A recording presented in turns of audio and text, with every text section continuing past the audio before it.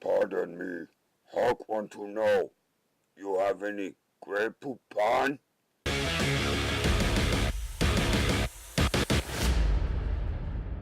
What is up, superfans? I'm Matt Stockholm, and this is another edition of the Quantum Corner.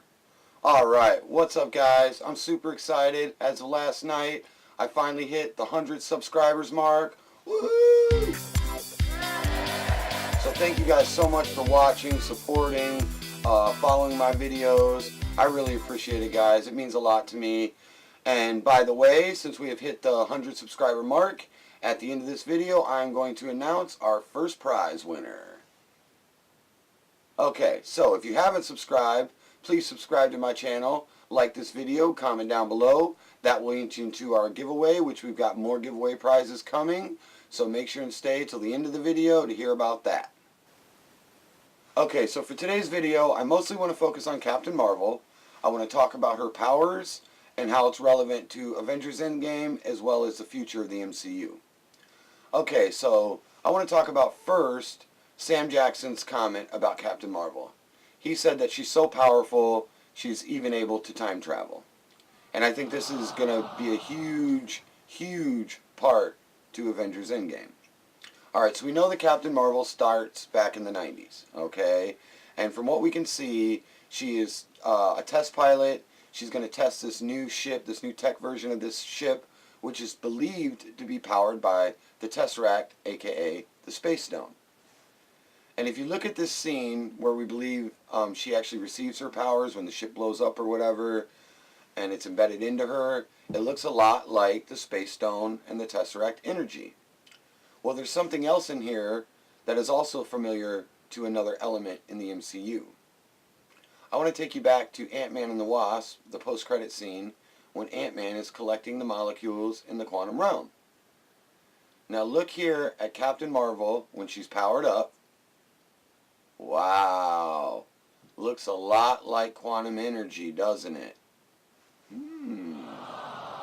Okay, so my next point.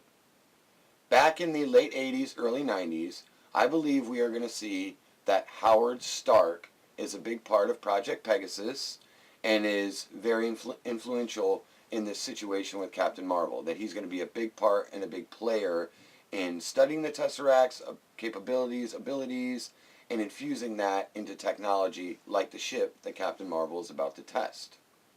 I also want to bring up something that Tony Stark said in Iron Man 2. It was actually a deleted scene. But he says to get all the files on Project Pegasus, Project Goliath, and Project Exodus.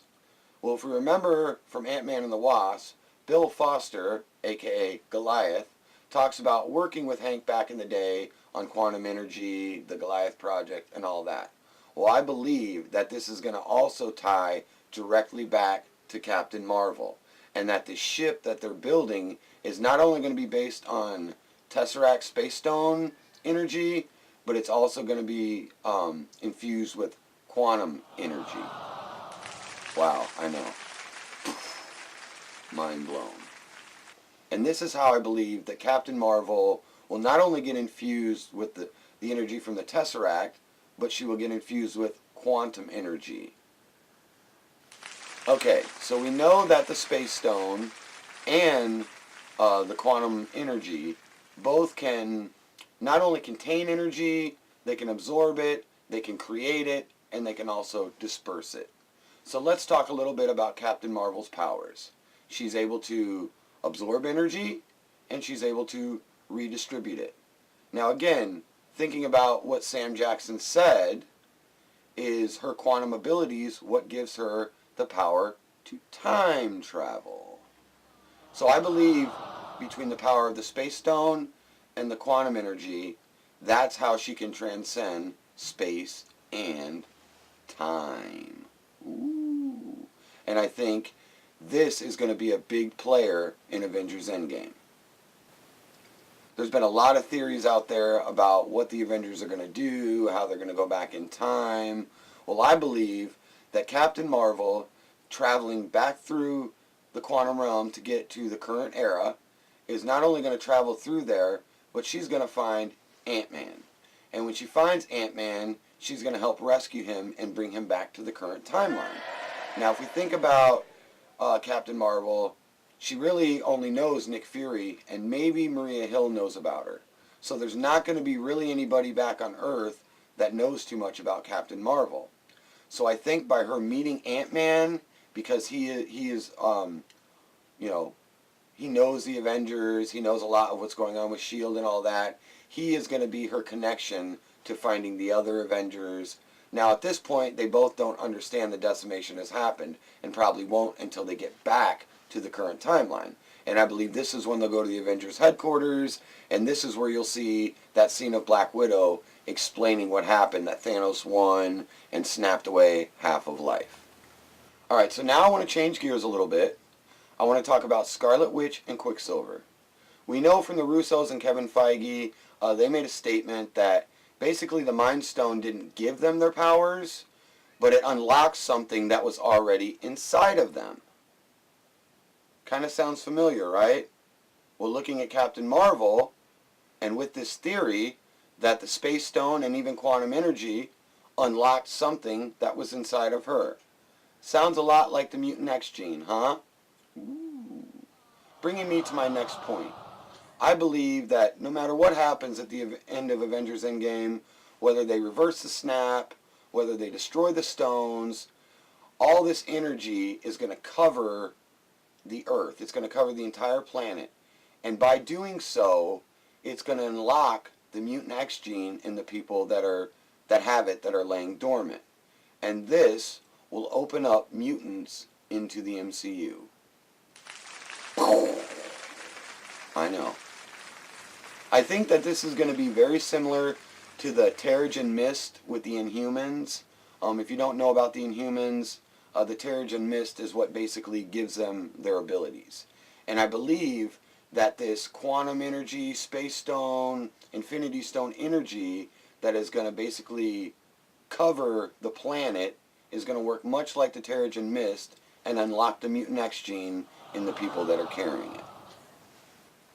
Alright, well that's pretty much all I have for today, guys. Be sure to like, subscribe, and comment to be entered into the giveaway if you haven't already. Also, please let me know what you think about my theory, about my ideas. Write down in the comments, you know, did you like the video? Do you have another theory? I always like hearing your guys' thoughts and shooting things back and forth. It's what makes this so great. So please comment, let me know what you guys think. Okay, last little bit of business here. As I said before, I've hit my 100 subscriber mark, which means I'm going to pick now a winner for the Winner's Choice poster. And that winner is Jacob Presnell. Thank you, Jacob, so much for watching, for subscribing, for following my channel. Make sure and contact me on my About Me page. Email me with your information so I can get your poster choice and get it sent out to you as soon as possible. And thank you guys all for supporting me. And just a little update, I am going to be doing a poster at every 100 mark. So we did this one at 100. I'm going to do it again at 200, 300, and 400. Then at 500, we're going to be doing the DVD or Blu-ray. And at 1,000, we're going to be doing the movie tickets. So keep watching, keep sharing, keep following. Thank you guys so much. For the Quantum Corner, I'm Matt Stockholm saying, stay super, everybody.